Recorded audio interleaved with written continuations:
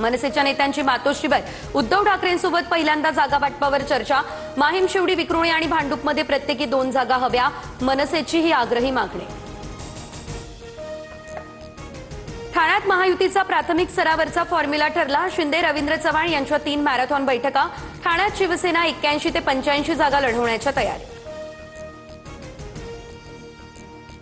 पुण्यात 2 राष्ट्रवादी एकत्र लढणार नाही, अजित पवारांसोबत जाणार नाही, युती करण्यापेक्षा महाविकास आघाडी सोबतच लढू, सुप्रिया सुळेंनी असं सांगितलं। अंकुश काकडेंचा दावा।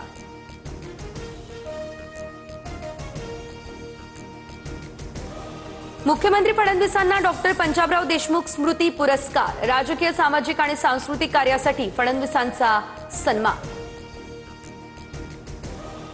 गडचिरोली या ठिकाणी विमानतळाचं काम 2026 मध्ये सुरू करणार, मुख्यमंत्री देवेंद्र फडणवीसांची घोषणा। दक्षिण भारताचं द्वार असल्यानं गडचिरोलीचा विकास महत्त्वाचा, फडणवीसांचं हे विधान।